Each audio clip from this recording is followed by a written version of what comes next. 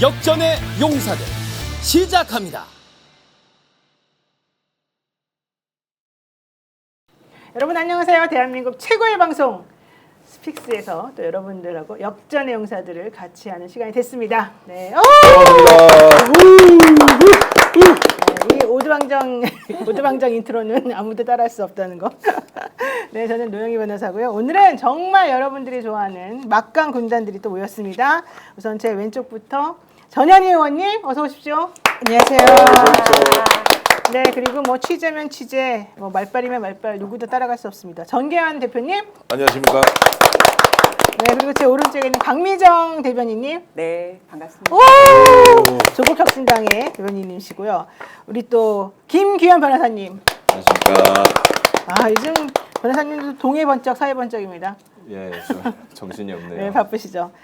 여러분 빨리 모이세요. 이 네 분을 모으기가 너무 어려웠는데요. 네, 여기에 모이시면 모든 분들, 많은 분들, 좋아하시는 분들 다 모일 수 있습니다. 자, 오늘 저희들을 모두 혈압오르게 만들었습니다. 드디어 이제 커밍아웃을 그 분이 했습니다. 누군지 아시죠? 네? 우리의 한덕수 총리, 한덕수 대통령 권한 대행인데요.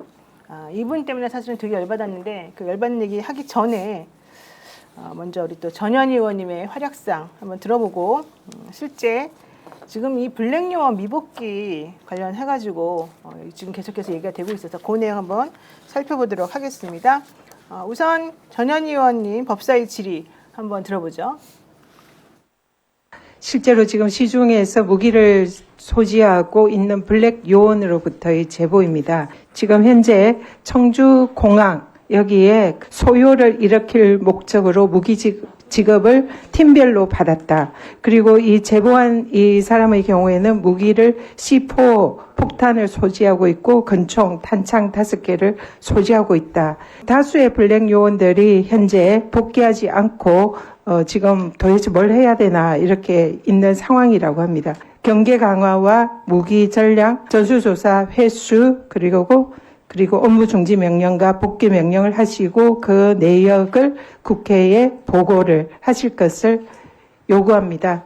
예, 지금 관련된 내용 아까 위원장님께서 말씀하셔서 지금 확인 지시를 제가 해놓은 상태고 그 관련된 내용이 확인되면 하겠습니다.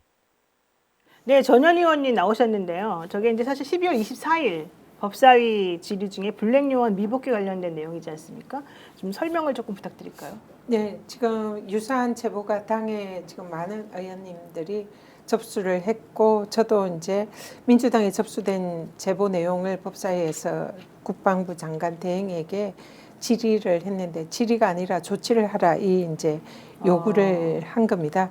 지금 현재 지금 제보에 의하면 그 블랙요원 그 다수가 아직 복귀를 하지 않고 지금 중간에 붕 떠 있는 상태라고 합니다. 네네. 그래서 계엄 해제가 됐고 계엄이 끝났는데도 아직도 복귀하라 이런 명령을 못 받았고 그리고 지금 도대체 뭘 해야 되는지도 모르겠고 또 자신들이 이 점조직으로 연결이 돼 있기 때문에 만약에 누군가 배신을 한다든지 이러면은 상당히 자신들의 신변의 위협을 느낀다. 그리고 블랙요원 중에서 누군가가 한 명 사람들이 많은 곳 그런데 폭탄을 이렇게 놔두고 뭐 터뜨리더라도 그것이 누군지 지금 아무도 밝혀지지 않을 그런 상황이다. 그리고 그들이 지령을 받은 것은 청주공항이나 사드기지 그리고 대구공항 등의 이 소요를 일으켜서 사실상 이제 계엄을 정당화하거나 계엄을 더 강화하거나 일으키게 하려는 그런 목적으로 업무를 부여받았다. 그러니까 우리는 도대체 어떻게 하라는 건가 이런 걸 이제 제보를 한 겁니다. 그래서 오갈 데 없는 지금 많은 블랙 요원들이 아직도 이제 시중에 많이 있다. 그 얘기인데요. 근데 국방부 장관 대행이 이미 모든 블랙 요원들 업무에 복귀했고 그런 이제 사람이 없다 이렇게 했거든요. 근데 이제 실제로 현역의 경우에는 실제 복귀했을 가능성이 있지만 민간인으로서 블랙 요원은 아직 복귀를 안 했을 가능성이 있는데 장관 대행 얘기는 민간인 블랙 요원은 없다 이렇게 얘기를 했어요. 근데 오늘 뉴스에 보니까 그날 장관이 이제 저희가 저거 모두 복귀 명령을 해라 이렇게 요구를 했잖아요. 그리고 저 질의가 24일 오후였어요. 그리고 그날 오후에 이 복귀 명령을 했다. 네. 이 제보에 의하면 또 새로운 제보입니다. 복귀 명령을 했고 그게 그 다음 날 새벽에 복귀 명령이 있었다는 네. 거예요. 그래서 지금 이제 미복귀된 블랙 요원들이 복귀 명령을 받아서 크리스마스를 이렇게 이제 가족과 보낼 수 있게 됐다. 너무 고맙다. 아, 뭐 눈물을 이렇게 흘리면서. 눈물을 펑펑 흘리면서 그런 얘기를 했다라는 제보가 다시 추가로 접수가 됐어요. 근데 그래서 실제로 미복귀된 당시에 질의할 때 미복귀된 블랙 요원이 있었다는 것이 어느 정도 사실이라는 게 밝혀졌고 네. 그리고 이제는 이제 그 미복귀 블랙 요원들도 이제 추가로 복귀 명령을 해서 복귀를 했다. 이게 이제 추가 제보인데요. 사실일 가능성이 매우 높고 또 유사한 제보들이 많이 들어왔습니다. 당의 여러 경로를 통해서. 그래서 지금 뭐 울산팀, 무선팀 이런 이제 있는데 제가 받은 이 제보의 소스는 그거랑 또 다른 팀이에요. 아. 그래서 실제로 이 미복귀한 블랙 요원들이 크리스마스 성탄절까지 있었고 그들이 무기를 여전히 소지하고 있었고 그런 상황이었던 것 같습니다. 네. 그러니까 비상계엄이 12월 3일 있었고 그로부터 2시간 반 만에 해제가 된 이후 오늘이 12월 26일인데 23일, 2, 3일이 지난 지금까지도 무기를 소지한 채 대기하고 있는 블랙 요원들이 아직까지 복귀를 안 하고 있는 거 아니냐 이제 이런 의심이 사실은 있는데 김선호 국방부 차관은 복귀 다 했다라고 사실은 얘기했는데 그게 아니라는 제보가 지금 계속 들어왔었다는 얘기잖아요. 네, 그래서 그 이후에 이제 제가 질의한 이후 그 다음 날 복귀 명령을 받고 복귀를 해서 너무 고맙다 이런 네. 제보가 또 들어왔다는 거죠. 그렇죠. 이제 아마 제보 라인이 몇 개가 있는 것 같고요. 네. 자, 이렇게 해서 복귀를 하고 무기 반납을 했다고 하는데 그 반납한 무기가 어디 있느냐? 그 무기가 아니라 이제 폭탄 같은 걸 들고 있었다는 건데 나머지 다른 팀들도 그러면 복귀를 했느냐 안 했느냐에 대한 확인을 지금 현재 김선호 국방부 장관도 하지 못할 것이다라고 하는 게 이제 모르는 박선원 거예요? 의원이 저희도? 추가적으로 또 문제 제기를 하고 있어서 지금 이런 상황을 전현희 의원을 비롯한 몇몇 분들이 정말로 공개를 하지 않았으면 이 사람들이 바깥에서 어떤 일을 벌였을지도 모르지 않습니까? 탄핵 국면이 정치적으로 법적으로 진행되고 있지만 한편에서는 결국 비상계엄에 의한 내란군 또는 내란 세력들이 외부 활동을 하고 있었고 무기까지 들고 있었는데 거기가 대우공항 그리고 청주공항 그리고 이제 성주에 있는 사드 기지까지 공격을 하려고 했다라고 하는데 아무런 조치를 못하고 있었다는 것은 결국 김용년 일당이 이들을 방치해놓고 혹시라도 있을 상황에 대비한 것 아니냐라고는 우리가 충분히 문제 제기를 할 수 있다고 봅니다. 네, F-35A, 35A 전투기가 청주공항에 배치됐고 청주팀 이외에 성주에 있는 사드기지 그리고 대구 군공항을 작전 대상으로 하는 팀도 따로 있었다라고 지금 알려져 있는데 이 미복귀 블랙 요원들에게 며칠 동안 추가로 지시가 내려오지 않고 대기가 길어져서 혼란스러운 상황이 펼쳐지고 있었다는 건데요. 지금 제보 들어온 것에 따르면 청주팀의 임무는 살상이 아닌 시설을 폭파하는 것이었고 그래서 이들에게 참호 하나를 부술 수 있는 정도의 C4 폭탄이 다 이렇게 제공이 됐었다라고 하는 것입니다. 그래서 권총은 각 팀별로 다르게 지급받았고 탄창은 5개씩 주어졌다. 뭐 이런 얘기가 있었었는데 그렇게 되면 이분들에게 빨리 복귀하고 뭐 물건 이런 무기 같은 거는 반납하라 이런 얘기가 나와줘야 되는데 그런 지시가 제대로 안 돼 있어서 아마도 우왕좌왕하는 것 같았다. 이렇게 되면 사회적으로 혼란이 야기되니까 큰일 날 수 있다. 이제 이런 걱정들이 좀 있었던 것 같아요. 네.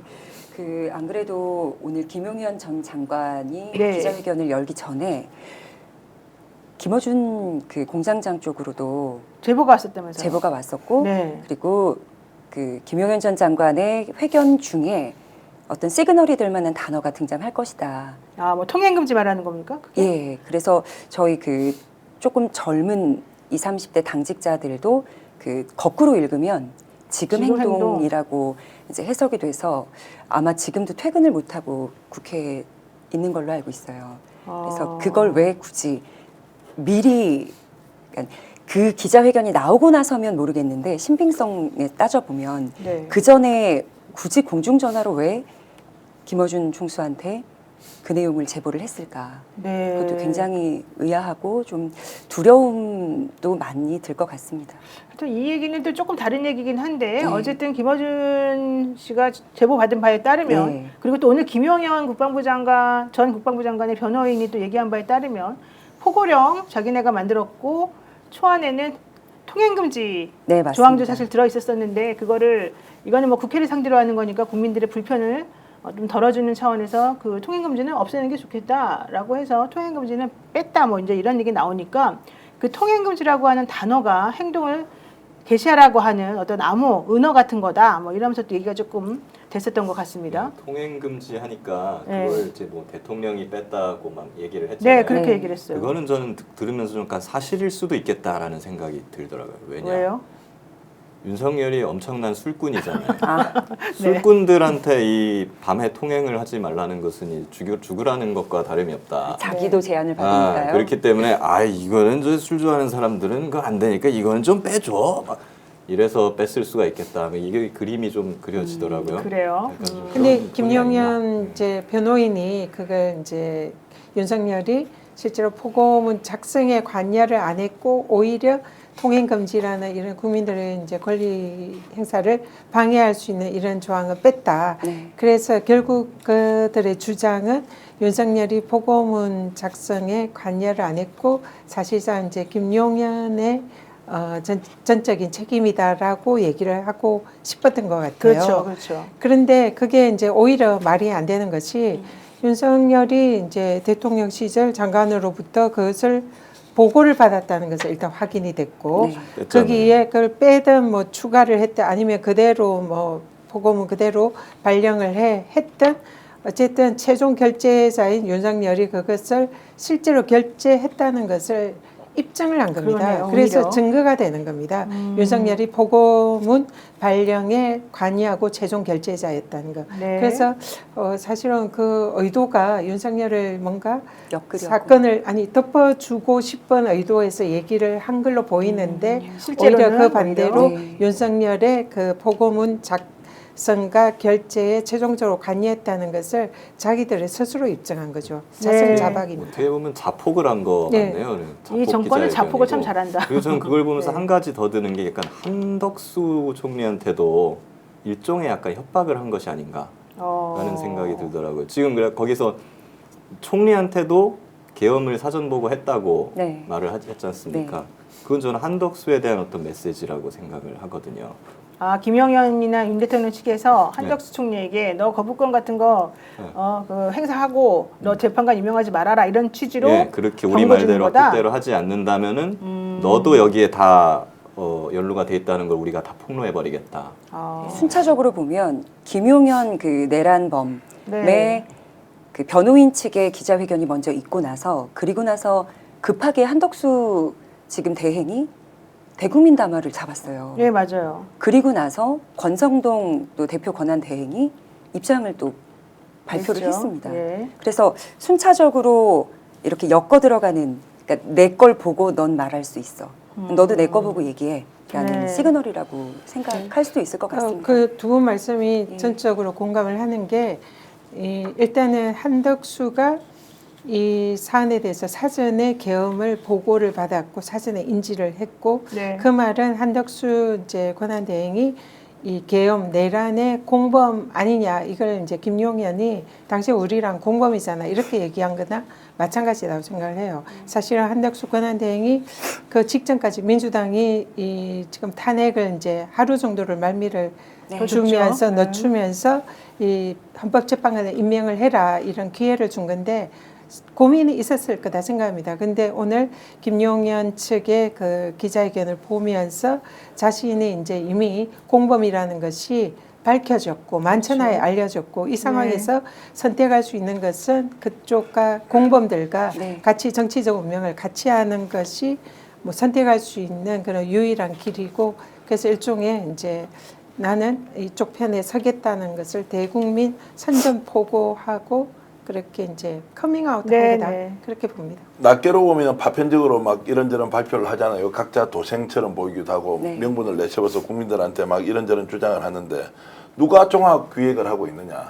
네. 저는 윤석열이 아니라고 봅니다. 김건희인가요? 예, 윤석열은 지금 사법적 대응을 하기 위해서 지금 그 김기현 수석을 비롯해서 바깥에서 지금 변호인단 섭외하고 헌법재판소 수사 어떻게 할 거냐 이것이 아마 이제 내부에서 논의가 될 거고 윤석열은 직무가 정지되어 있기 때문에 드러내놓고 할 수가 없지 않습니까? 네. 누가 하겠느냐? 그러면은 자, 비상계엄 선포하는 날짜 지정을 누가 했느냐? 처음에 설마 했는데 김건희가 있었을 것이다. 그럼 김건희가 바깥에 직접 물어보고 이런저런 이야기를 한다. 지난주에 방송 나오셔서 그 우리 강미정 대변인이 무슨 그 쿠판 비슷한 걸 벌여가지고 전국에 있는 무속인들이 네. 뭘 살을 날리고 날렸다. 이렇게 한다고 막 대서특필 보도가 되고 했습니다. 맞습니다. 이거 누가 주도하느냐? 김건희라고요. 그럼 김건희는 이미 용산 대통령실을 사실상 한 3개월 전부터 완전 장악을 했어요.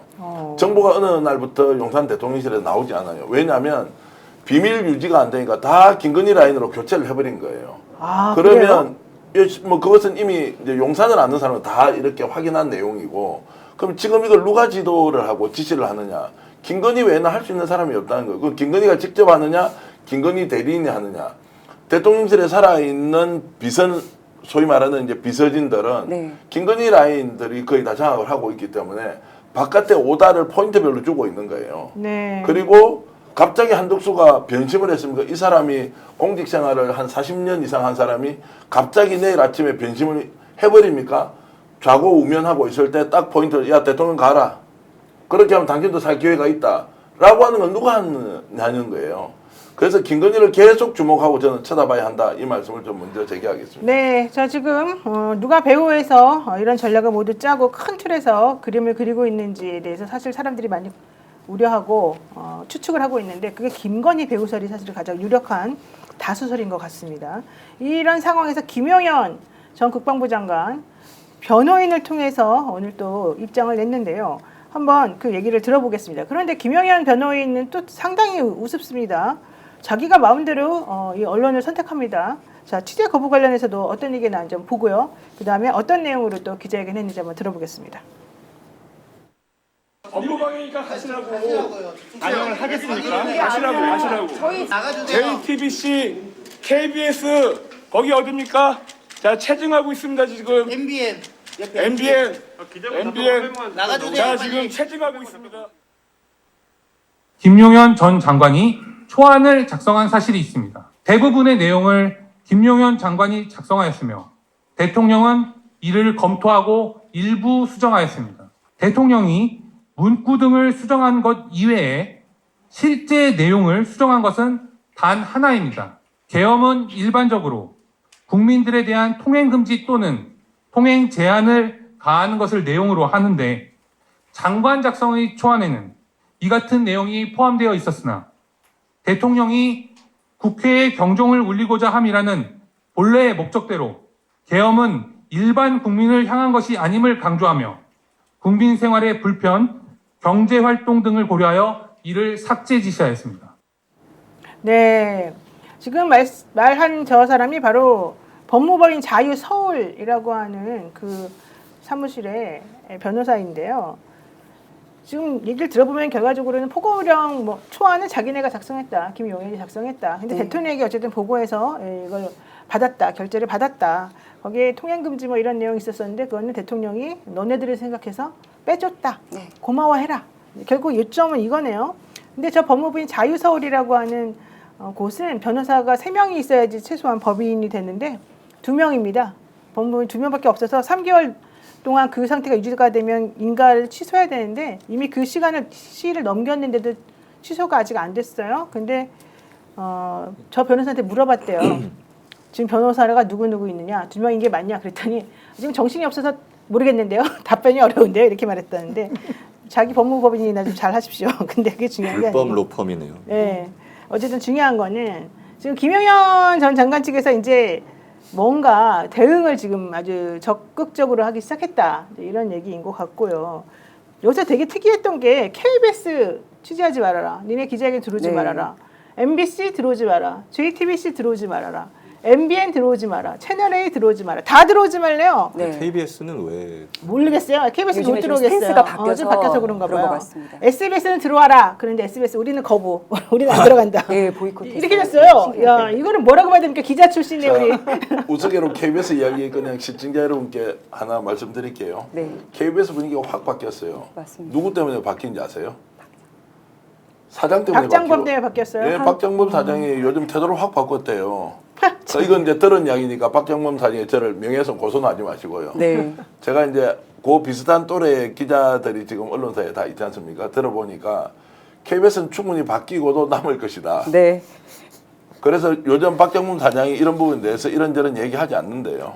그냥 알아서 취재하라고 하니까 이제 KBS 살아야 되지 않습니까? 그러니까 열심히 취재하는 것인데 오히려 이제 자유서울과 같은 법무법인에서는 KBS를 배제하는 황당한 일까지 생겼는데 너희들도 믿지 못하겠다 뭐 이런 거 아닌가 싶네요. 이제 박장범 사장한테 다시 물어봐야 되겠네요. 그 백 뭐라고요? 하면서 이제 다시 한번 말해보세요. 해봐야 되겠네요. 네. 오늘 국회 본회의에서 방송법이 통과됐는데 네. 그 내용이 이 시청료 분리 징수를 통합 징수로 바꾸는 법이 통과됐습니다. 아, 네. 이제 원래대로 돌려주신 네네. 거네요. 그래서 사실 민주당 주도로 바꿨고요. 그래서 민주당 과방에서 주도로 그거 다 네, 해줬어요. 그래서 KBS 진짜 잘해야 되겠다. 네, KBS가 이제 정신을 좀 차리시길 정말 바랍니다. 그러니까 이렇다고요. 예? 당신들이 충성인 그 사람들은 사실 이걸 뺏어버려서 이걸 뺏어서 말을 듣게 하고 이쪽은 그럼에도 불구하고 올바른 게 무엇인지에 대해서 여러분들에게 알려주는 거 아니겠습니까? 지금 아까 전 대표님께서 말씀하셨던 것처럼 KBS 분위기가 어느 정도로 바뀌었냐면 그 보도본부에 이 내란 관련한 보도만 따로 특별하게 하는 부서도 지금 짜여져서 진행에 아주 박차를 가하고 있다고 네, 합니다. 그렇군요. 자, 김용현 전 장관 측 인사들은 기자회견장 앞에서 A4 용지를 출력한 명단을 들고 언론사별로 기자들 출입을 제안했습니다. MBC, JTBC, 뉴스타파 못 들어갔고요. 오마이뉴스 못 들어갔고요. KBS 못 들어갔고요. 채널A 못 들어갔고 채널A는 왜 못 들어가는지 이해가 안 가죠. 동아일보도 이런 분위기 보십시오.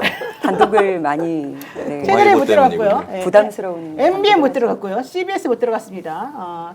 OBS 못 들어갔군요. 들어간 곳은 조선일보, 스카이데일리 이런 데 들어갔다고 합니다. 참네요. 김용인 이야기 제가 좀 더 드리면요. 네. 김용인이 윤석열과 가장 가깝게 지내는 뭐 고등학교 선후배다 이러지 않습니까? 네. 실제로 오래전부터요. 용산 대통령실 취재하는 사람은 김용현은 윤석열 사람이라고 생각하는 사람은 반쯤 아는 거고요.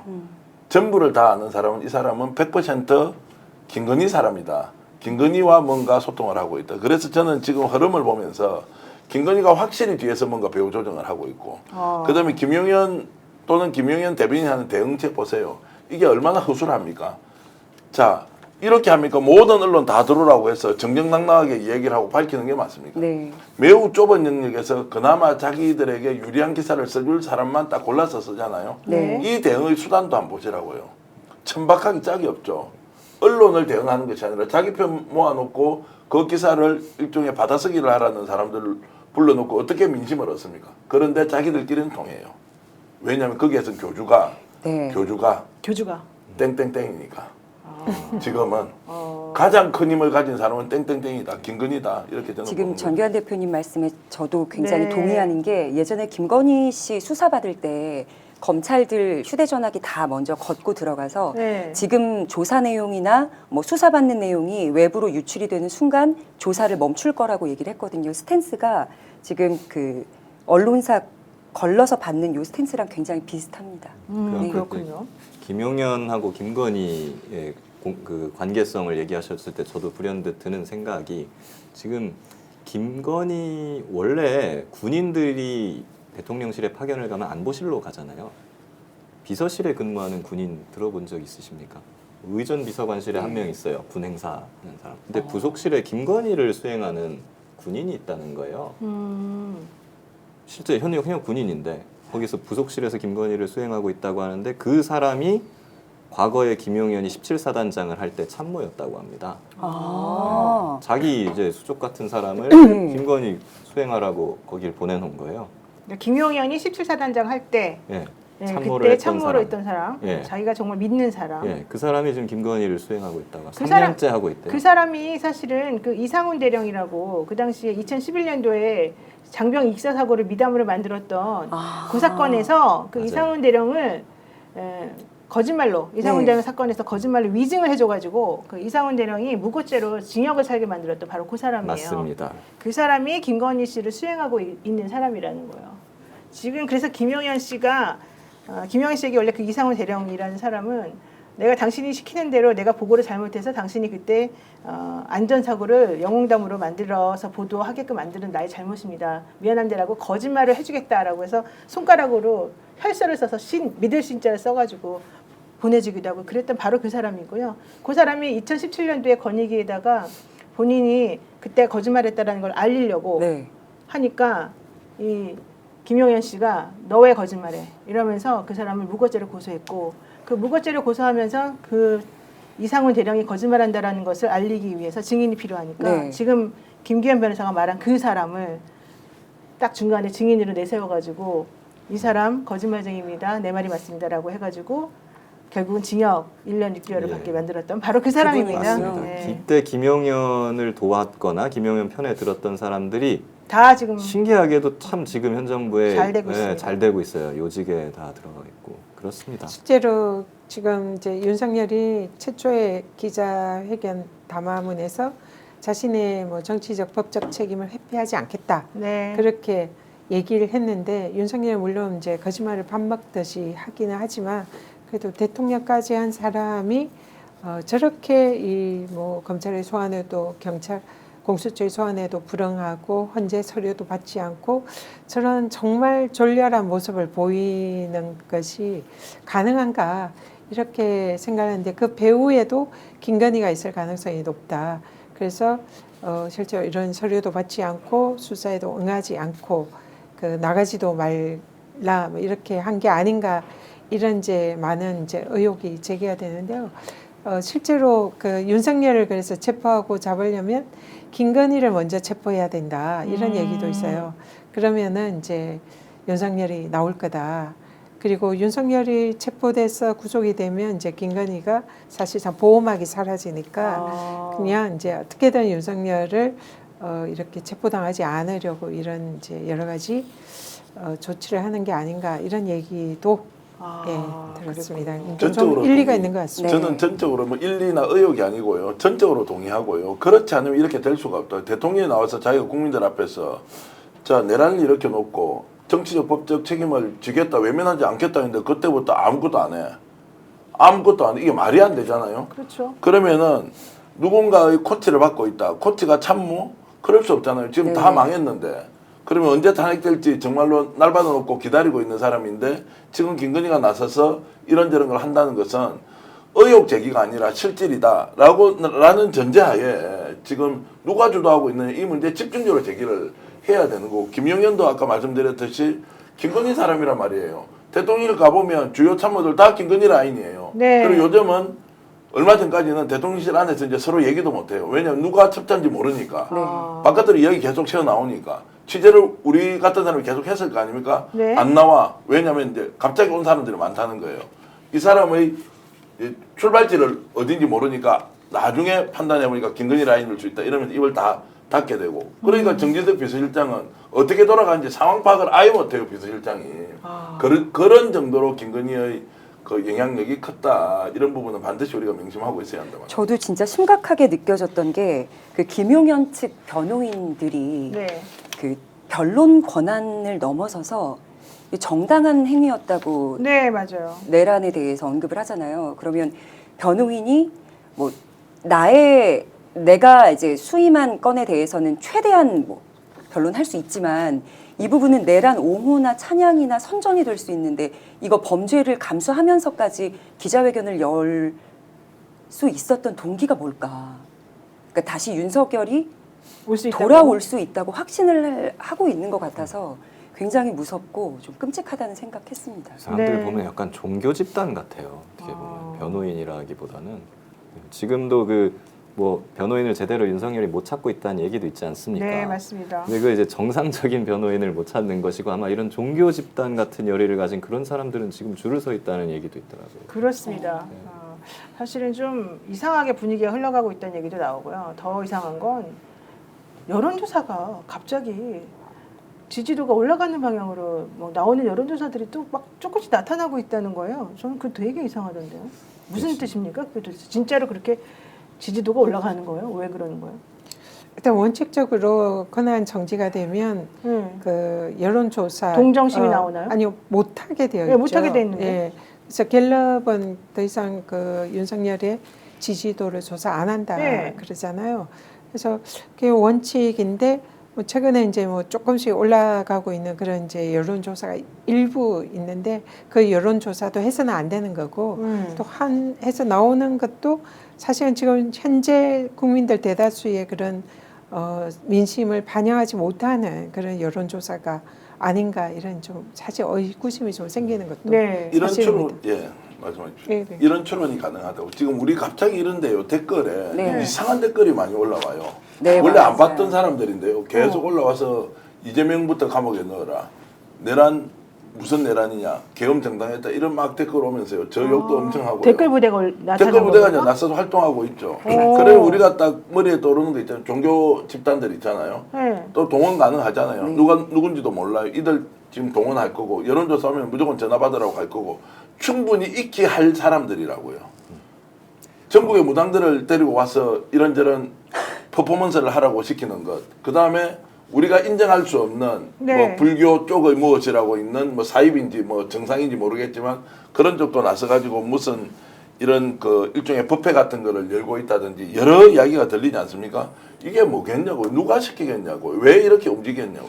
그러면 다시 돌아온다는 것은 정치적으로 법적으로 불가능한데 네. 어떤 요소가 다시 돌아올 수 있다. 윤석열 복귀하면 우리 다시 다 살아날 수 있다라고 하겠냐고. 이게 주술적 요소 외에는 불가능한 것인데 어떻게 이 상황을 정치적으로 법적으로 돌아올 수 있다고 생각을 할 수 있냐고요. 그러니까. 그걸 보고는 이제 놀라는 놈들이 더 웃긴 놈이지. 공수처에 있는 최고 책임자나 네. 아니면 공조수사본부에 있는 밑에 있는 단장들 있죠. 네. 수사 열심히 안 하고 눈치 보면서 윤석열이 자리 만들어줬던 이 사람들이 안 움직이고 있는 거 아니에요. 맞습니다. 정말로 이 사람들한테 나중에 책임 다 물어야 한다. 언론들도 보안해동하면서 말이 됩니까? 지금 조선일보가 정말로 이렇게 해야 돼요? 자기들 먹고 살기 위해서 한다는 거 이해를 100번 하더라도 지금 이 상황에서 조선일보가 이런 식으로 보도를 해가지고 무슨 이 사람들 이야기를 마치 균형감 있는 것처럼 써주는 거 이거 완전히 또라이들인데 정말 이해가 안 가는 게 용산 앞에도 화환 그 허접한 너절너절한 화환이 쭈르륵 네. 녹사평 앞에까지 쭉 있잖아요. 둘러져 있어요. 김영현이가 서울 동부구치소에 지금 수감돼 있는데 그 앞에도요 200m 넘는 길을 내내 쭉 화환이 또 들어서 있답니다. 이거 내가 보기엔 조직적으로 지금 움직이는 거지 실제 정말 자발적인 움직임은 아닌 것 같은데. 저희도 조화 보내기 운동 같은 거라도 해야 될까 봐요. 정말요? 김용현 사형, 윤석열 사형 이런 거 해가지고. 진짜 이해가 안 가는 게 너무 많이 그리고 벌어지고 있어요. 여론조사 보니까 지금 사실 갤럽이나 리얼미터 같은 큰 기관들은 그 대통령 지지도를 조사를 다 중단한 그렇죠. 상태입니다. 중단해 당연히 중단해야죠. 이 틈을 노리고 지금 뭐 중소형 사실 참 평소에 잘 못 보던 그런 기관들이 갑자기 이상한 수치의 여론조사를 들고 나와서 준동하기 시작했는데 어디 기관에서 이 조사를 했는지를 저희 잘 살펴봐야 된다고 생각합니다. 저도 네. 오늘 나왔던 조사 기관이 뭐 하는 데인가 여론조사 뭐 기억지읒 뭐 이런 식으로 나오던데 네. 검색을 해보니까 과거에 굉장히 논란이 많은 그런 조사 업체더라고요. 약간 뭐 극우 매체랑 주로 이렇게 막 협업을 해가지고 하는 거라 약간 믿을 수가 없는 제2의 명태균을 꿈꾸는 그런 곳입니다. 사람들이 있나 봐요. 그래요. 예, 그래서 앞으로 여론조사 대통령 지지도 여론조사 결과가 나오면 네. 어디에서 했는지 꼭 한번 살펴봐야 될 것 같습니다. 표본도 어떤 지역은 또 더블 스코어로 잡아서 예. 결과치를 낸 것 같다는 네. 의혹을 그렇습니다. 받는 곳도 있죠. 예, 이 예. 집단의 속성을 볼 때 우리가 이제 무슨 예지력이 있다 또는 주술적 요소가 강하다라는 것 이면에는 누군가 돈을 대고 있을 거라고요. 이 집단은 돈이 있어요.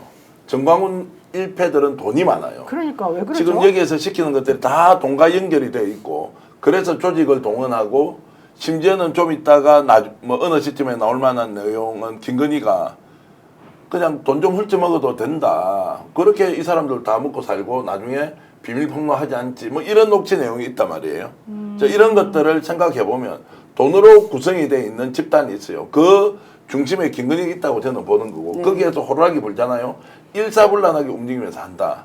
이거는 우리가 절대로 놓쳐서는 안 되는 저는 팩트라고 생각합니다. 정직이 가장 오래 간다님께서 김건희가 빼돌린 돈으로 오비들을 사병으로 키우는 건 아닌지 걱정이 됩니다라고 하셨는데 저도 정말 걱정되는데요. 김영현 전 장관 측의 변호사가 오늘 기자회견 한 것 중에 놀랄만한 얘기가 한덕수 총리에게 우리는 먼저 보고를 했었다. 한덕수 총리는 계엄 발표하는 날 자기가 8시 40분 정도에 처음 대통령으로부터 그 얘기를 들었다고 했는데 아니다. 김영현 씨 측에서는 아니다. 실질적으로 우리는 그 얘기를 먼저 한덕수와 얘기했었다. 이렇게 좀 얘기를 했습니다. 그 내용과 관련해가지고 한덕수 총리의 역할, 한덕수가 정말 이 상황에서 무슨 일을 했었는지에 대해서 우리가 꼼꼼히 따져봐야 될 것 같은데요. 그래서 잠깐 광고 보고 와서 얘기하겠습니다. 믿을 수 있다. 더 착한 보험.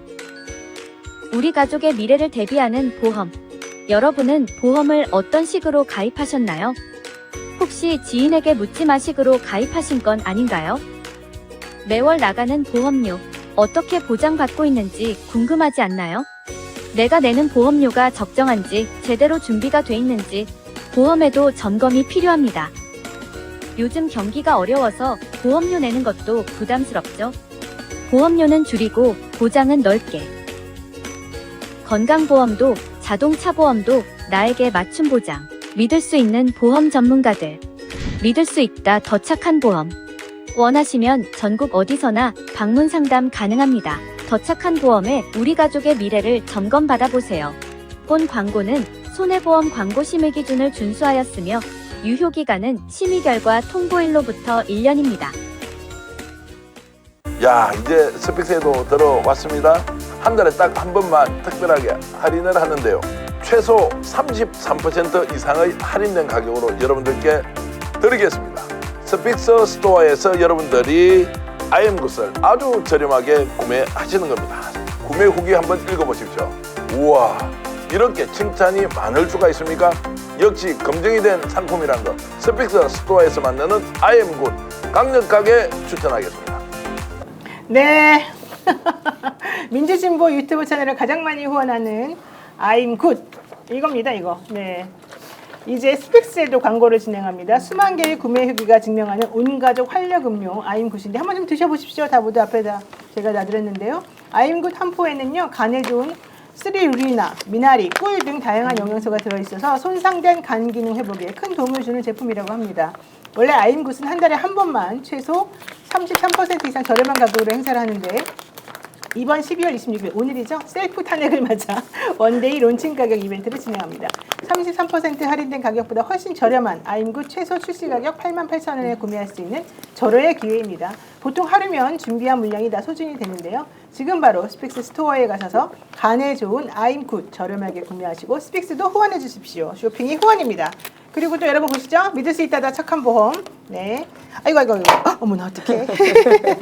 자, 믿을 수 있다 더 착한 보험은요. 단순 보험 가입만 하는 것이 아닙니다. 최적의 보험 플랜을 제안해 주는 것이죠. 현재 가입된 보험이 당신에게 맞는지 진단 서비스 그리고 리모델링 안내부터 맞춤 상품 제안까지 1644-1236 또는 010-7613-3303으로 연락해서 현명한 보험 플랜을 만들어 보세요. 저도 요즘 모든 보험은 다 여기를 통해서 하고 있습니다. 제가 자세한 내용은 나중에 또 알려드리겠습니다. 자, 지금 중요한 건 이제 한덕수. 네. 한덕수 총리, 이 대통령 권한대행 정말 이 대통령 눈이 푹 빠져가지고 이분이 정말 노욕이 너무 지나치다 생각했는데 알고 봤더니 다 이유가 있네요. 김용현 전 국방부 장관 변호인단의 얘기를 들어보면 결국에는 내란을 이분하고 먼저 사전에 논의했다는 거고 이분이 다 내용을 알고 있었다는 거 아니겠습니까? 전현 의원님. 그렇다면 이 사람도 내란 가담자, 내란의 중요 임무 종사자 이렇게 정도 봐도 되는 거 아닙니까? 네, 우리 이제 그동안 민주당에서는 야당에서는 네. 이 한덕수가 국무회의 참석 그때부터 계엄을 인지했고 그렇죠.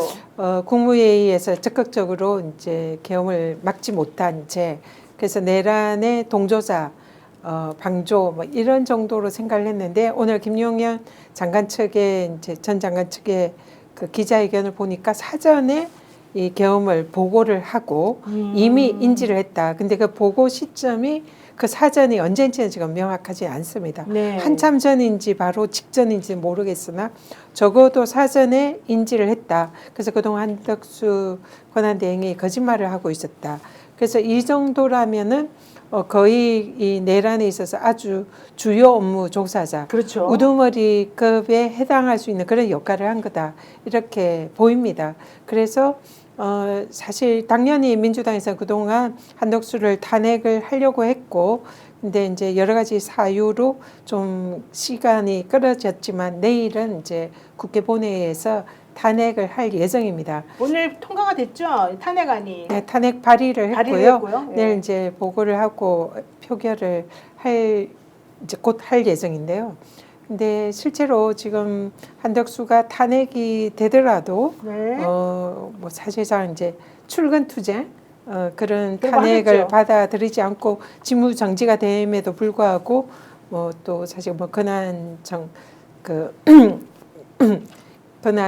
네. 권한쟁의 심판을 네. 한다든지 이런 식으로 헌법소원하고. 다툴 수 있는 가능성이 제기가 되고 있습니다. 근데 당장 민주당은 오늘 이제 지도부회의랑 의원들끼리 결론을 내린 것이 한덕수는 내란의 주요 무종사자이기 때문에 탄핵은 너무나 당연하고 그렇죠. 당장 체포해야 된다. 그래서 당장 체포하고 그리고 또 그동안 했던 수많은 불법 행위들, 특히 뭐 상설특검을 임명하지 않은 것은 명백한 직무유기. 특검법의 위반이기 때문에 직무유기죄로 고발 조치를 하고 법이 허용하는 모든 조치를 한덕수 대행에 대해서 내일부터 시행을 할 예정입니다. 아니 지금 되게 웃기는 게 한덕수 씨가 진짜 웃기는 게 거부권 6개나 법안에 대해서 적극적으로 행사해 놓고는 네. 내란 특검하고 김건희 특검에 대해서는 또 거부권 행사 또 하겠다 이러고 그다음에 헌법재판소 재판관 3명에 대해서는 나는 또 그런 거 할 권한은 없다 또 이런 식으로 말을 하고 있어요.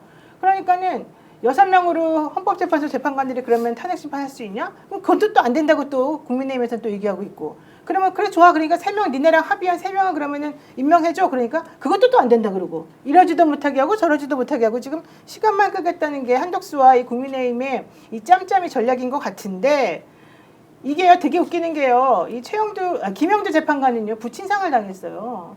김영두 재판관 부친상 당했는데도 이 헌재 나와가지고 이 재판 관련해서 탄핵 심판 빨리 해야 된다고 좀 움직이고 있는 중이거든요.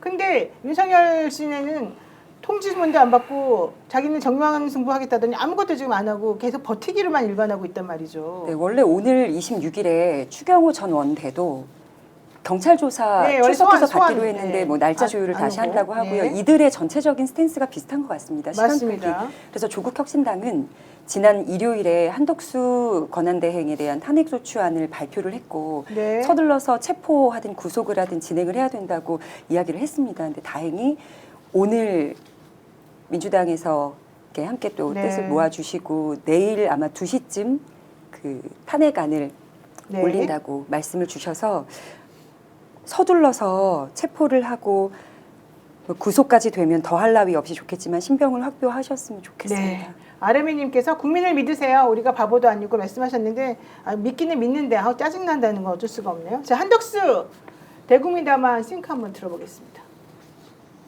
그냥 임명하면 되지 뭐가 문제냐고 말씀하시는 분들도 계십니다만 이 문제는 안타깝게도 그렇게 쉽게 답을 정할 수 없다는 것이 저의 고민입니다.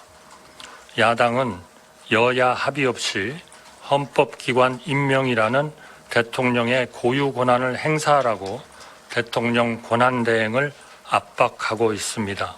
대통령 권한대행은 대통령의 고유 권한 행사를 자제하고 안정된 국정 운영에만 전념하라는 우리 헌정 질서의 또 다른 기본 원칙마저 훼손될 우려가 있습니다. 전 대표님, 그렇지만 지금 한덕수님 말이 틀리지 않았습니까? 이미 여야는 11월 19일에 헌법재판소 재판관 3명 합의했지 않습니까? 처음에는 원래 여야 그 추천 몫을 여를 한 명 할까 뭐 야를 한 명 할까 이런 거 갖고 얘기하다가 결국에는 여 한 명, 야 2명으로 정해가지고 이미 합의했잖아요. 자, 11월 18일 날 연합뉴스인데요. 네. 여야는 18일 공석인 헌법재판관 국회목 3명을 22일까지 추천하기로 했다. 국힘의 주경호 더불어민주당 박찬대 원내대표는 국회에서 우원식 국회의장 주재로 만난 자리에서 이같이 의견을 모았다라고 언론 이미 보도가 됐고요. 그랬죠. 중앙일보도 그 다음 날입니다. 여야가 공석인 국회 목서의 헌법재판관 3명을 오는 22일까지 추천하기로 18일 합의했다라고 분명히 보도가 되어 있습니다. 네. 한덕수 총리 분명히 보도가 되어 있는데 지금 뭘 여야 합의를 해오라고 새빨간 거짓말을 시켜요. 그러니까요. 법적으로 조치를 민주당에서 다 한다고 했지만 법적 조치 외에도 저는 물리력을 어떤 식으로든 동원할 수 있으면 동원해야 한다. 그것이 체포가 되든 네. 아니면 국민들이 총리 공간을 다 에워싸든 뭔가 조치를 해서 이 사람 정신 바짝 차리도록 해야 되지. 40년 넘게 공직에 있던 사람이 이렇게 새빨간 거짓말하는 건 윤석열하고 똑같은 것이다. 아니 권성동 원내대표도 사실은요 헌법재판소 재판관 3명은 임명해야 된다고 초창기 그랬어요. 자 그렇게 했는데 정말 웃겨요. 그래서 제가 이제 요청하는 것은 네. 헌법재판소에서 이 문제에 대해서 의견을 내라고 저는 이야기하고 싶습니다. 네. 며칠 전에 대통령이 자 탄핵심리 진행하는 것에 대해서 공문을 수치하지 않았잖아요. 네. 2번 보냈죠. 안 됐을 때 어떻게 했습니까? 손대는 대변인이 가는 나와서 것으로 국민 앞에 얘기했죠. 자 우리 심리 진행한다라고 했듯이 지금 이 문제를 무슨 권한쟁의 심판할 게 아니라 헌법재판소에서 재판관 3명을 임명을 해야 되는지 안 해야 되는지, 안 해도 된다면 헌법재판소에서 얘기하라. 얘기했어요 이미 헌법재판소에서 공보관이 오늘 이야기했어요. 오늘 임명하라고 얘기했어요. 했어요. 네, 임명하라고 그럼 했어요. 너무너무 잘 됐어요. 대법원도 임명하라고 얘기했어요. 대법원은 대법관이 이제 임명 그거는 이제 됐던 거고, 헌재 재판관도 임명할 수 있다고 그랬고 대법관도 임명할 수 있다고 다 헌법재판소에서 이제 공식적으로 그럼 얘기를 했네요. 네. 그리고 우원식 의장님도 네. 오늘 다 그렇게 얘기했어요. 지금 언급을 한덕수 하셨습니다. 총리가 여야 합의를 해라 이 얘기는 실제로 이미 여야 합의한 거는 네.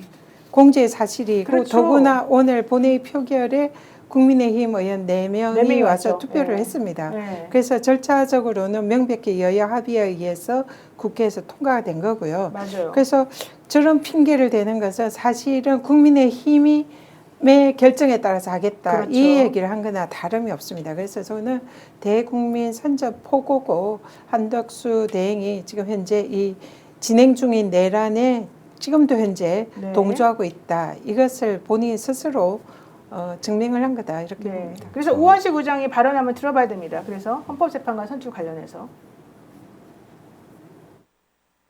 특히 이번 헌법재판관 3인은 여야의 합의로 추천된 분들입니다. 절차에 따른 임명 행위를 두고 여야 합의를 핑계대는 것은 궁색합니다. 옳지도 않습니다. 임명 행위는 애초 여야 논의의 대상이 아닌데도 이를 합의해 달라는 것은 사실상 안 하겠다는 것이고 국회의 헌법재판관 선출권을 침해하는 것입니다. 대통령 권한대행께서는 헌법과 법률, 국민의 상식에 부합하게 책임을 다해야 할 것입니다.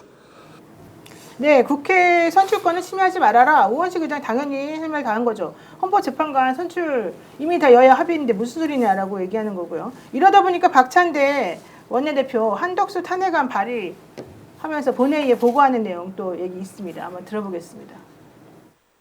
오늘 김용현 전 국방부 장관 측은 12.3 비상계엄 건의를 하기 전에 한덕수 총리에게 사전 보고를 했다고 실토했습니다.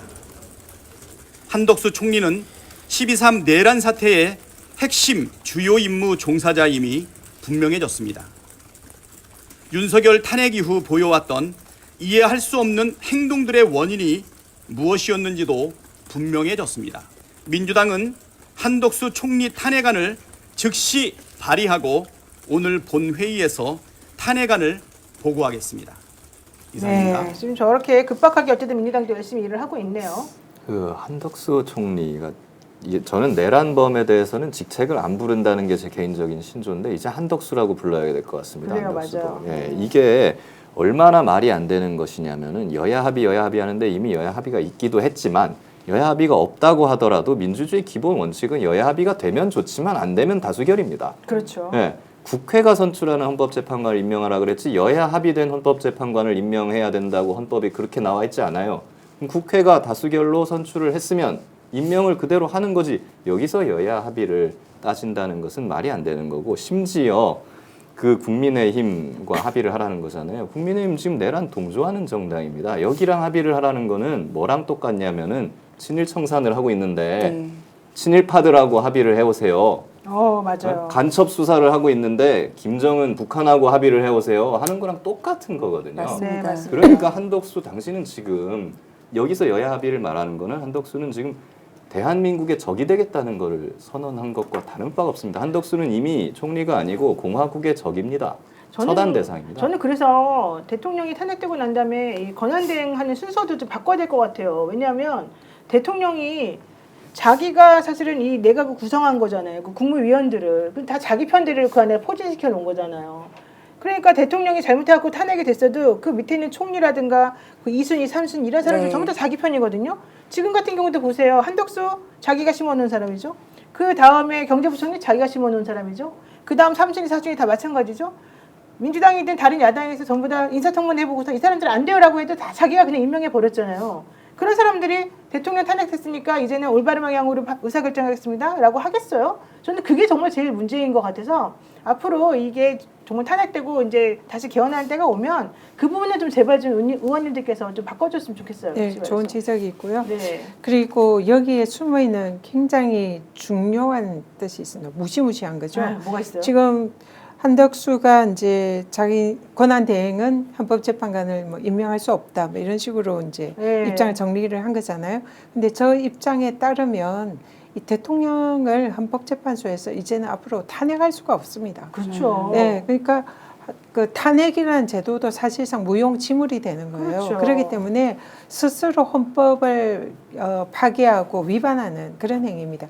그래서 지금 민주당에서는 지금 오늘 한덕수의 저런 주장이 사실상 헌법 질서를 파괴하고 국헌을 침탈하는 한덕수의 내란 행위다. 이렇게 저희들은 보고 있고요. 네. 그래서 거기에 대해서도 이미 한덕수가 이제 계엄 선포에 대해서 동조하고 내란의 주요 책임 종사자로 지금 증명이 되기도 했지만 오늘 저 행위로 인해서 한덕수가 사실 지난번에 한 담화문 발표도 우리가 제2의 내란이 아니냐 이렇게 했는데 오늘 이것은 명백한 헌법 질서를 스스로 자기가 파괴하는, 그래서 대한민국의 뭐 이런 이제 뭐 대통령제라는 제도 자체, 탄핵 제도 자체를 스스로 없애는 그런 행위에 준하는 매우 심각한 범죄 행위입니다. 그래서 새로운 내란 행위로 저희들은 이렇게 간주를 합니다. 오늘 한덕수가 오늘 뭐 헌법과 법률에 이게 내가 임명하는 게 맞는지 고민을 많이 했다고 대국민담에서 얘기를 했는데 헌법과 법률에 임명을 안 할 권한이 없어요. 그래서 아까 전현희 의원님 말씀하신 것처럼 지금 이거 자체로 위헌이다, 임명 안 할 권리가 없다.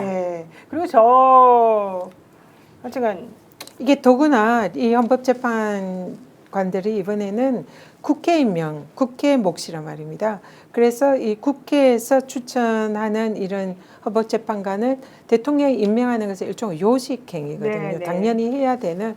근데 그걸 하지 않은 것은 지금 한덕수가 상설특검도 지금 임명을 안 하고 있잖아요. 상설특검법에 따르면 국회가 상설특검을 이제 통과를 시키고 그걸 이제 보내면은 이 대통령 권한대행은 지체 없이 추천 의뢰 표현을 쓰는데 임명을 해야 되는 거예요. 맞습니다. 근데 이거를 지금 현재 뭐 15일 정도 이렇게 지났어요. 그러면은 이거는 지체 없이 임명하여야 합니다.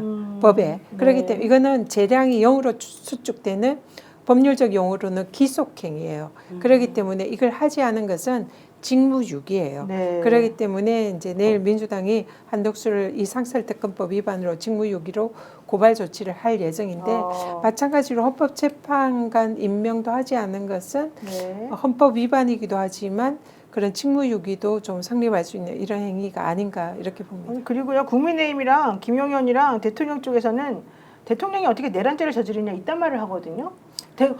그러면 헌법에 대통령에게 내란죄가 성립이 되니까 소추할 수 있다고 나오는 건데 그런 전제가 도대체 말이 됩니까? 헌법 위반을 반복되지 않은 집단인 정말 거죠. 이상한 사람들이에요. 근데 한덕수가 국회 나와가지고 대국민 사과할 때 그때 표정 보셨죠? 진짜 지는 잘못해가지고 미안해하는 듯이.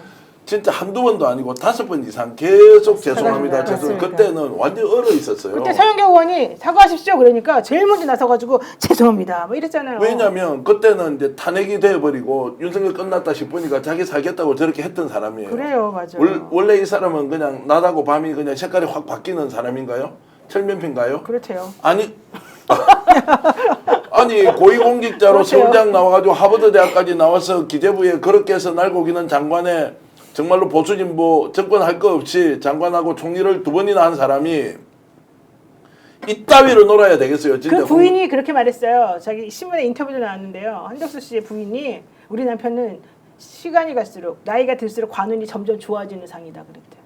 그래 그따위로 살아가 되겠냐고 제가 지금 하는 게 이게 모든 국민이 쳐다보고 있고 자식 키우고 선배 후배 다 있는 거 아니에요. 다음 제도도 생각해야 되는데 이렇게 좋은 대학 나오고 미국에서 최고의 대학에 나와서 고위 관료를 했던 자가 마지막에 보여주는 모습은 국민 앞에 진심으로 사과할 때는 고개 수그리다가 지금은 말도 안 되는 논리를 가져와서 국민 앞에서 협박질이나 하고 있는 이 자를 그냥 넘긴다고요 우리가? 죄는 제대로 정말로 우리가 심판을 해야 되지만 도의적으로도 이 사람은 반드시 대한민국을 위해서 어떤 식으로든 단죄해야 된다는 말씀드립니다. 그래서 김대건 후손의 김용태 마테오 신부 얘기를 우리가 이 시간에 들어봐야 됩니다. 들려주십시오. 그 옛날의 뱀, 악마라고도 하고 사탄이라고도 하는 자, 온 세계를 속이던 그 자가 지난 12월 3일 밤에 뭐라고 표현할까 고민을 많이 했습니다. 사전도 찾아보고 지랄 발광을 하였습니다. 사전을 찾아보면 개지랄의 경북 방언이라고 나와 있습니다. 사실 그것은 비상계엄을 가장한 친위 쿠데타요, 나라의 주인인 국민을 향한 반란이었습니다. 그 김재관 신부님의 후손이라고 네. 마지막 후손이라고 제가 들었는데 지랄 발광이요. 역시 성인의 후손은 다르죠. 와 진짜 멋있습니다. 네. 아니 노영희 변호사님께서 한덕수 배우자 얘기를 하셔서 봉지욱 기자가 뉴스타파 이제 들어가서 네. 취재하면서 아직 언론에 보도되지 않은 내용들도 데이터가 굉장히 많은데 서열을 정리를 해줬습니다. 1위가 한덕수 배우자예요. 네. 2위가 김건희, 무속 관련. 3위가 한덕수, 4위가 윤석열인 거예요. 아 그래요? 예. 김건희 위에 있다고요? 예, 김건희 위에 한덕수 배우자가 있고. 근데 한덕수도 3위예요. 네, 한덕수가 사실은 그 관련 자료들을 다 종합해서 본인이 볼 때 윤석열보다 서열이 높다라고 결론을 내렸대요. 근데 왜 이렇게 잘 알아요, 우리 대변인님은 그런 거? 제가 그쪽으로 공부를 많이 했나 봐. 아, 기자님들이랑 어떤 아직 보도되지 않은 내용들 소통을 조금 하다 보니 봉지욱 기자가 그 얘기를 하더라고요. 그래서 아마도 네. 그 한덕수가 그 태도 변화를 한 것이 배우자의 조언 때문일 가능성이 우리 박지원 의원님 말씀처럼 굉장히 높지 않을까. 그것 때문이라니까 내가 말했어요. 정영식 재판관이 자기가 딱 주심이 된 다음에 아주 중요한 터닝 포인트였다니까요. 진짜 그때부터 완전히 달라졌어요. 아니 근데 진짜 왜 우리나라 이렇게 그 무속 사주 이거 너무 너무 없는 어이가 데가 없죠. 없어요. 어딜 가나 지금 무속 사주가 나오는데 왜 이러나 싶어요. 이 지금 21세기에 이거 진짜 뭐 정권 바뀌면은 무슨 마녀 사냥하듯이 뭐 이거에 대해서 뭐라도 맞습니다. 해야 되는 건가? 그러니까요. 진짜 그런 생각이 듭니다. 이것 때문에 모든 뭐 지금 과학이든 뭐든 이런 걸로 우리가 다 쌓아 올렸던 모든 것들이 다 무너지고 있는 느낌을 받습니다. 아니 그러니까 하다못해 그 노상원 보살님도 전주에 아니 어디지 군산에 군산에, 가가지고 계엄보살. 그 보살님께 또 가서 물어보고 그랬다는 거 아닙니까? 근데 이제 그분 같은 경우에도 약간 좀 섬뜩한 얘기가 그분 이제 원래 블랙이잖아요. 네. 이 보살을 하는 일 자체가 이제 약간 그런 어떤 위장?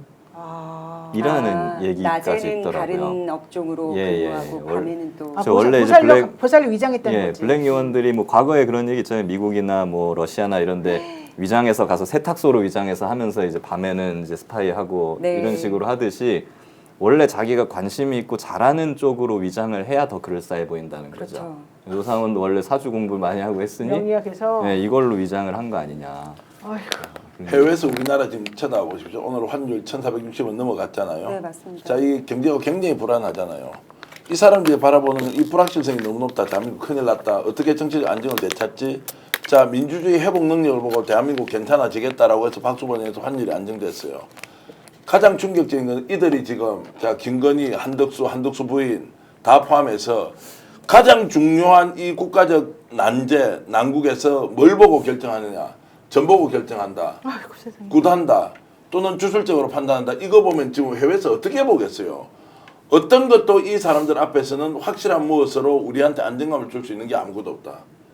이 지랄 안 하고는 지금 이 사람들이 이걸 하겠냐고요. 지금 보세요. 한덕수가 오늘 나와가지고 배운 게 윤석열한테 새빨간 거짓말이에요.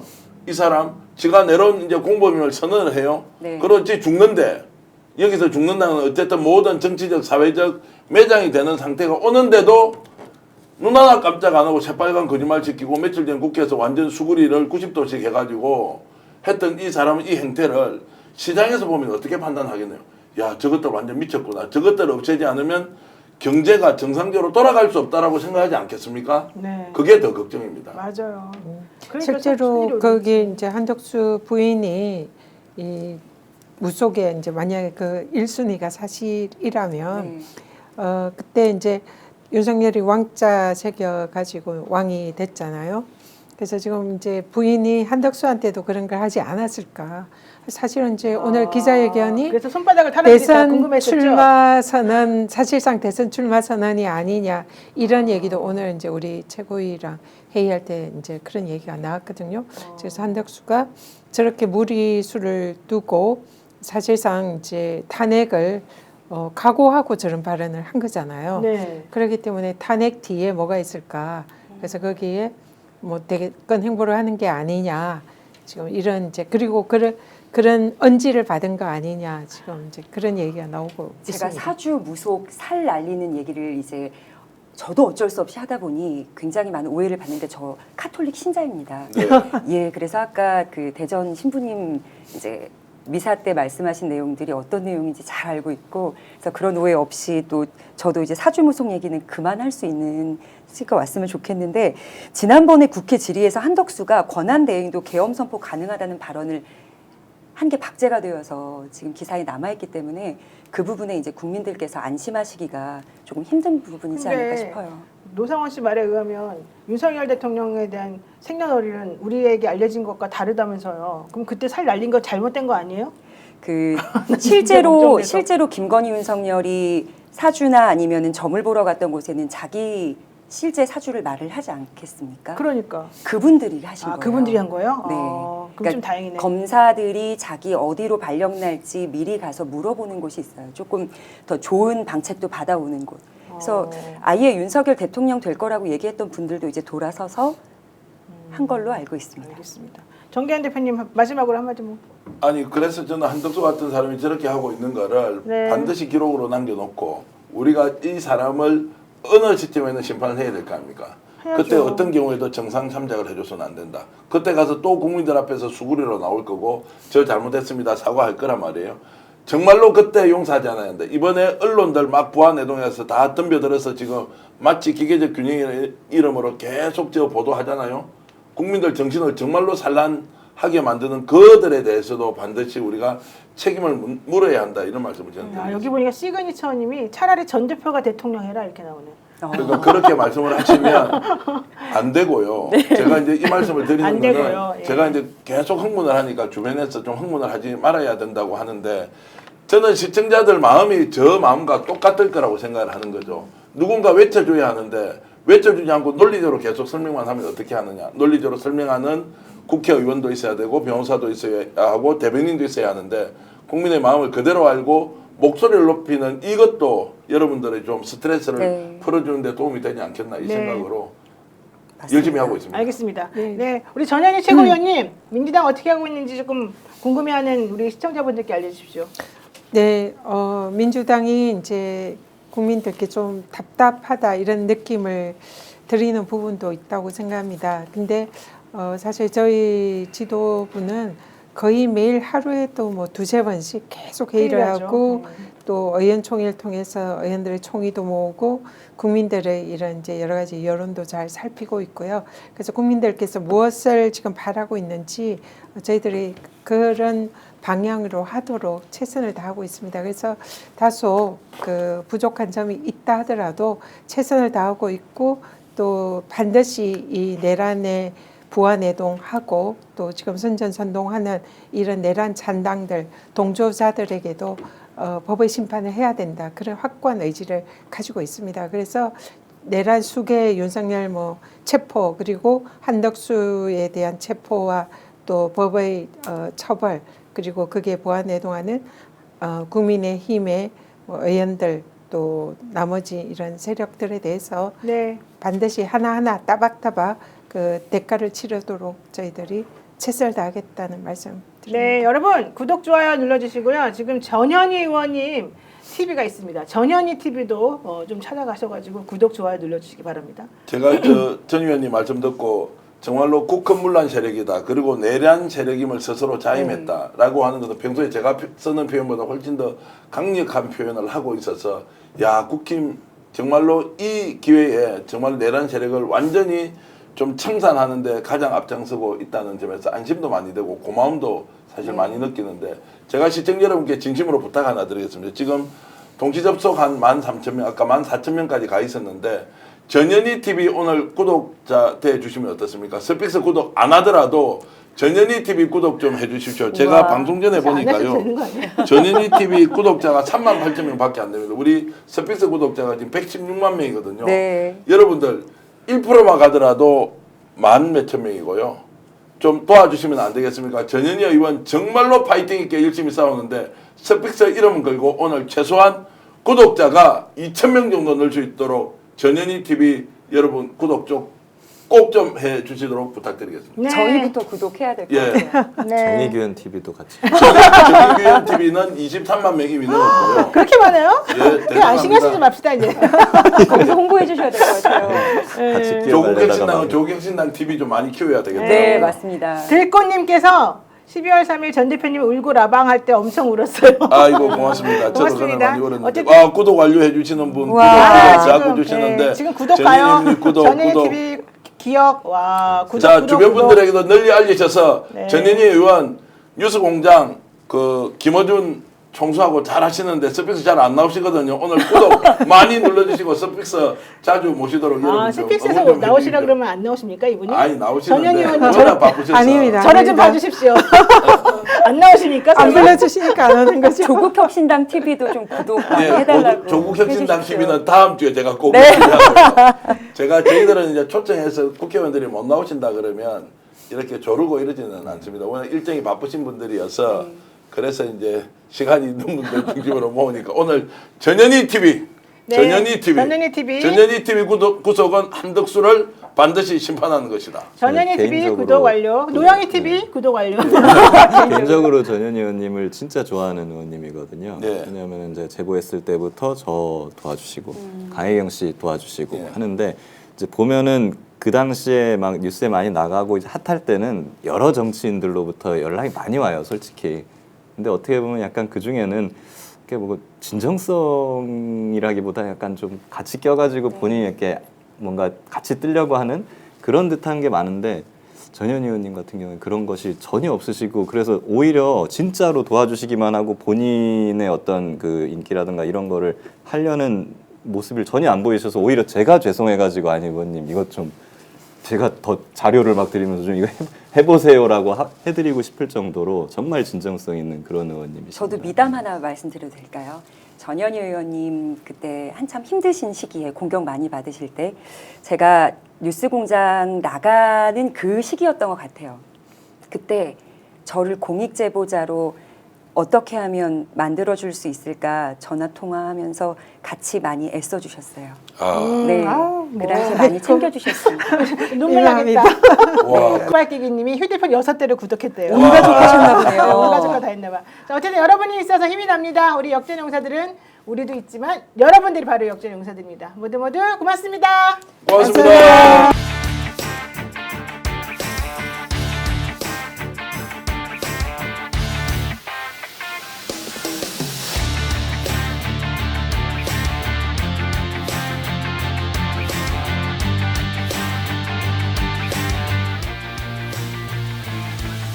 역전의 용사들.